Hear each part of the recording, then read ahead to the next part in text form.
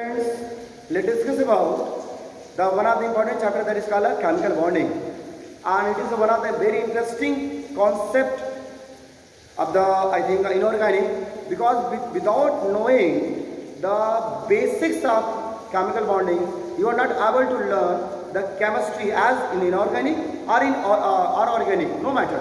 But the basics are actually given in both the chapters. That is one of the chapters called structure of atom, and now that is a chemical bonding having one of the key concepts that just collect throughout the chapter.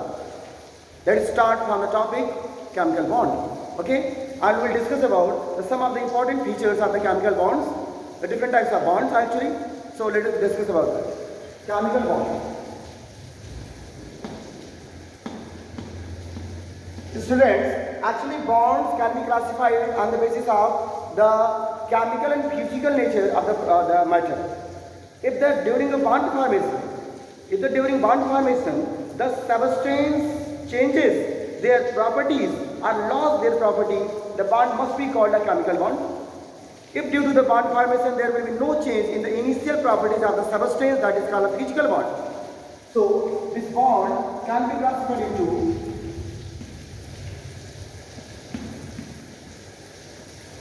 physical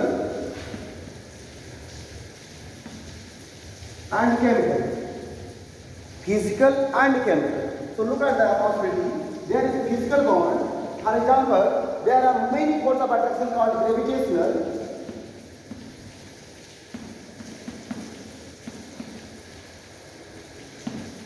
electrostatic,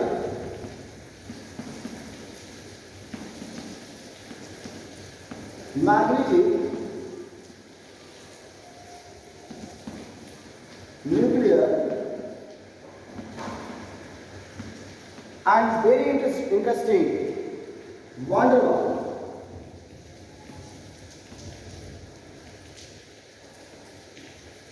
Van der Waals. It is an intermolecular force of attraction that generally come in the category of chemical bond, but actually van der Waals force are the just a kind of physical force of attraction between two different molecules. And chemical bond,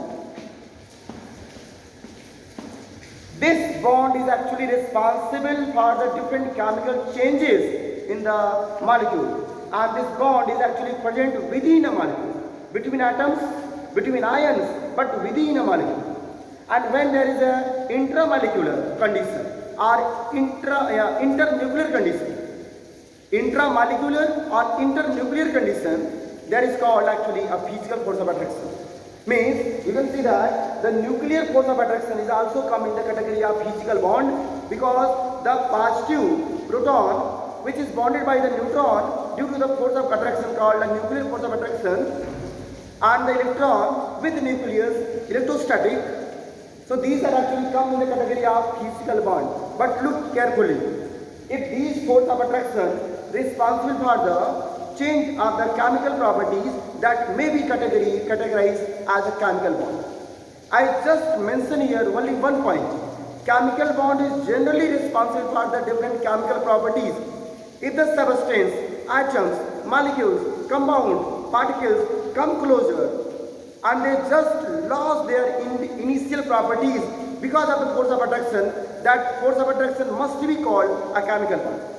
But during the force of attraction, when the particles come closer or they apply a kind of force of attraction, there will be no any change of the chemical properties, that must be come in the category of physical bond.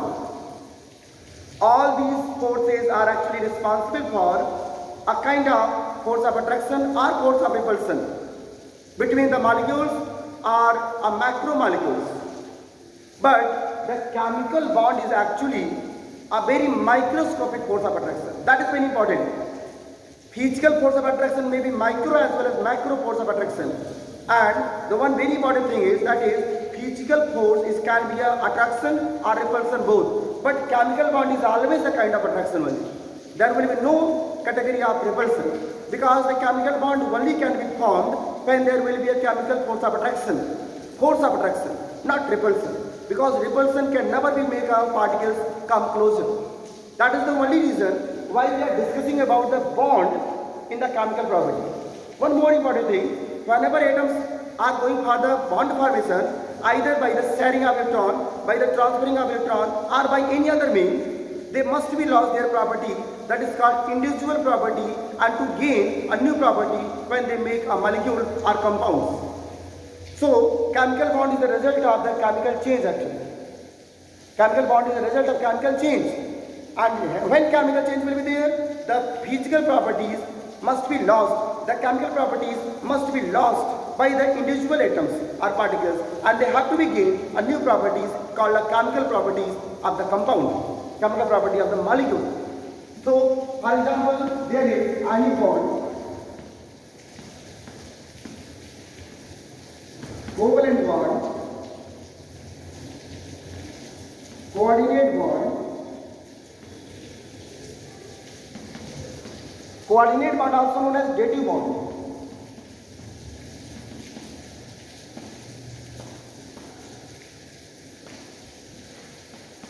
Hydrogen bond, disulfide bond,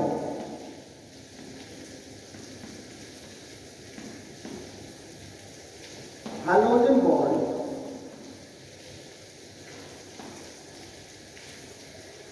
back bond,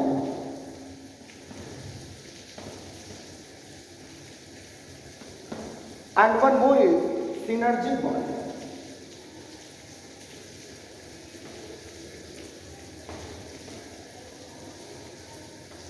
Students, this much category of the force of attraction are we are going to study in the chemical bonds actually.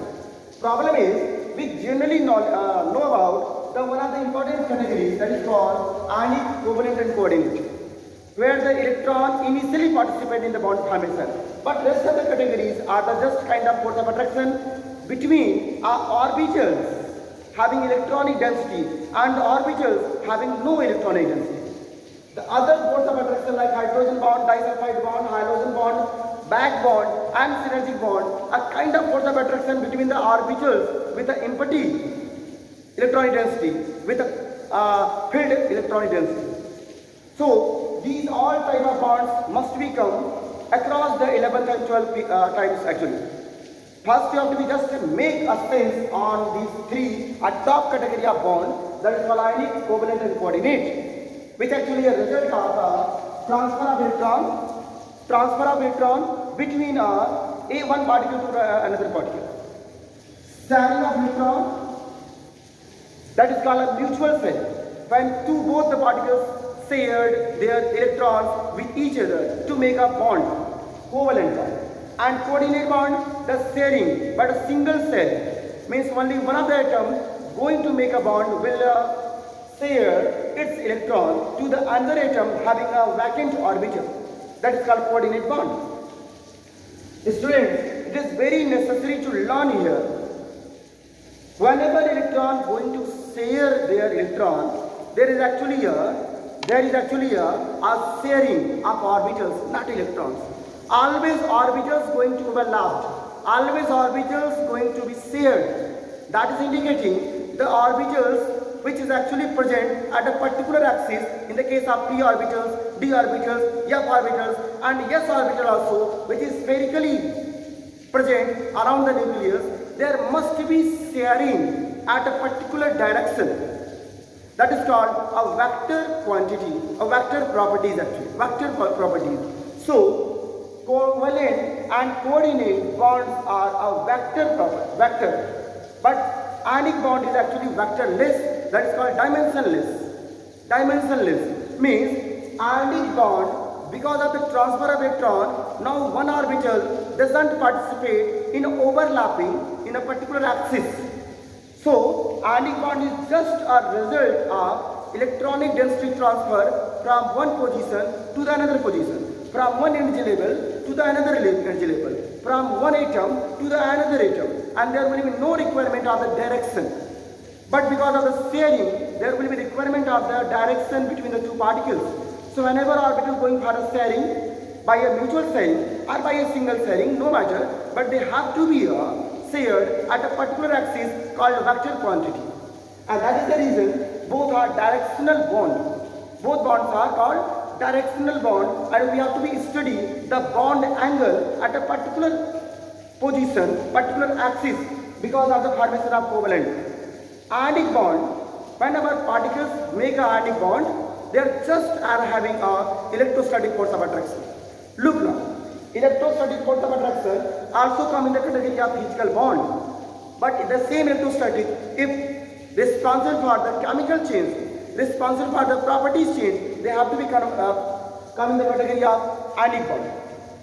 Means between ions, when they form ionic compound, they are having electrostatic force of attraction, but that is not a physical bond, that is a chemical bond actually itself. Here there is actually kind of force of attraction because of the overlapping of orbital, and that is just called a covalent bond. Force of attraction also called covalent force of attraction. No any other name will be applicable for there. Okay, other bonds are just a force of attraction only, but here will be a partial overlapping. Partial overlapping means when two atoms completely going for the sharing, they just make a covalent or coordinate bond, fine. But if because of the electronegativity difference between two atoms, when they share their electrons, suppose the one atom having a greater electronegativity, the another atom having a low electronegativity, so when they just share their electron, the more electronegative atom just attract the electronic density in a covalent bond and make electronic density towards itself. This is the result of the second atom must have some vacancy around the nucleus, and that vacancy may attract any other electronic density from any other side, from any other direction.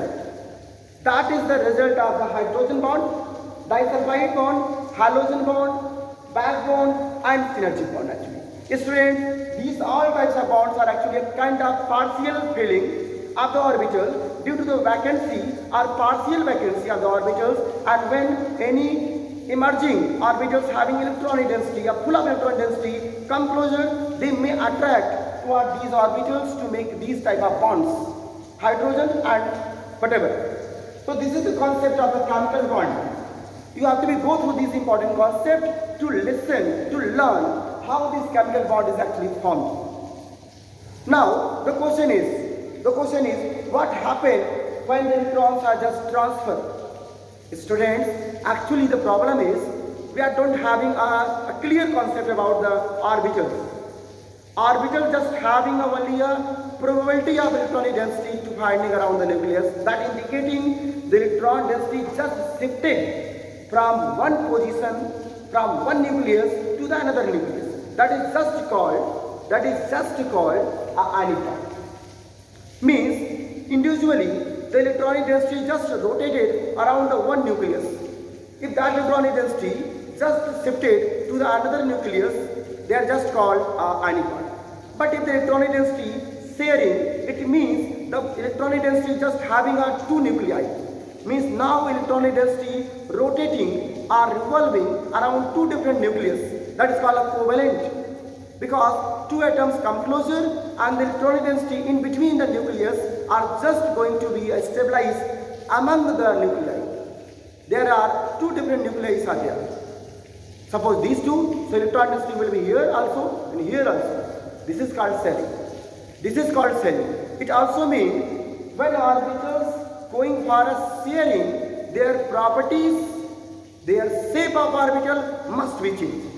The shape of orbital. For example, the s orbitals having a spherical shape, but because of sharing, the s orbital is no longer spherical shape, and that will be a particular axial shape. The electronic density will be shifted at a particular direction. So there will be no any spherical shape for the s orbital. It may be like a dumbbell. It may be like a d orbitals or the f orbitals, depending to which s orbital going to for a sharing. This is one of the important concepts to learn about the orbitals theory. How electrons are going for participation, how electrons are going for overlapping. Overlapping means just electronic density mixed in a one orbital. That is very important. How? Suppose there is one electron in the one orbital, that is called unpaired electron in the orbital, and here is also one orbital with unpaired electron. When they are going for a sharing, now the both orbital mix together to form a single orbital, that is called molecular orbital. Initially it was atomic orbital, Now it is called molecular orbital, and electronic density is just going to be in a single orbital with a two different nucleus. And they're just rotating or revolving around both the nucleus. That is called as sharing. But in ionic bond, there will not be actually a electronic density shifting between two nucleus. It is just will be again in a one nucleus. Means the electronic density just shifted from one nucleus to the another nucleus. That is called a ionic bond. One important theory also.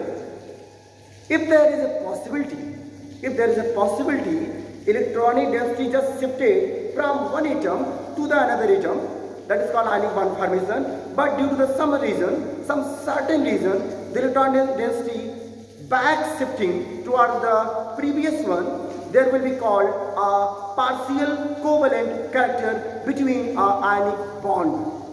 Ionic bond is just because of the shifting of electron density from one atom to the another atom. But electron density come back towards the same atom again, that is just called a covalent character in the ionic bond.